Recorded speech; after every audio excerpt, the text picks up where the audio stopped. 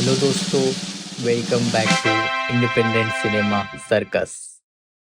आज हम बात करने वाले हैं एक बहुत ही खास टर्की फिल्म की, जिसका नाम है one of those days when Amy dies. इस फिल्म का वर्ल्ड प्रीमियर 2024 में वेनिस इंटरनेशनल फिल्म फेस्टिवल में हुआ था, जहां इसे ऑडियंस और क्रिटिक्स दोनों से जबरदस्त रिस्पांस मिला था। इतना ही नहीं, फिल्म को जूरी प्राइज से भी सम्मानित किया गया था। अब बात करते हैं इस फिल्म की कहानी के ऊपर। तो फिल्म की कहानी है यूब की। यूब कर्ज में डूबा हुआ है और इज्मीर शहर में उसका कारोबार पूरी तरह से बैठ चुका है। बैंक से उसे आखिरी चेतावनी मिलती है, अगर कर्ज समय पर नहीं चुकाया तो केस दर्ज होगा और जेल भी जाना पड़ सकता है। मजबूरी में यूब अपनी पत्नी, बच्चों और बीमार मां को लेकर अपने गांव सिवरिक लौटता है। लेकिन गांव में भी उसकी परेशानी खत्म नहीं होती। वहां यूब टमाटर सुखाने के खेतों में मजदूरी करने लगता है। काम बेहद ही मुश्किल है। तपती धूप, धूल भरे खेत, पसीना और थकावट, और ऊपर से पैसे भी समय पर नहीं मिलते। एक दिन मजदूरी के दौरान उसका ठेकेदार हेमे से पैसों को लेके झगड़ा हो जाता है। हेमे सबके सामने यूब को गालियां देता है। यह अपमान यूब से बर्दाश्त नहीं होता और उसका गुस्सा धीरे धीरे बदले की आग में बदल जाता है। वहां से निकलने के बाद यूब अपने घर लौटता है और एक कमरे में जाके कपड़ों में छुपाई हुई बंदूक निकालता है।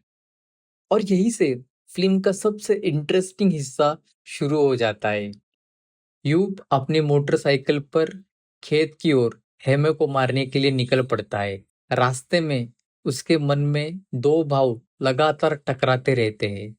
एक तरफ अपमान और गुस्सा, और दूसरी तरफ पुराने रिश्ते, यादें और कुछ छोटे छोटे अच्छे पल। अब सवाल यह है कि क्या यू सचमुच हमें को मार देगा, या फिर रास्ते में जितने लोगों से वो मिलता है वह लोग युग को अपनी सोच बदलने पे मजबूर करते हैं। ये सस्पेंस फिल्म का रोमांचक बनाता है। इस फिल्म की सबसे खूबसूरत बात यह है कि ये पूरी कहानी सिर्फ एक दिन की घटनाओं में फैली हुई है। फिल्म मेकर ने माहौल और कैमरा का शानदार इस्तेमाल किया है।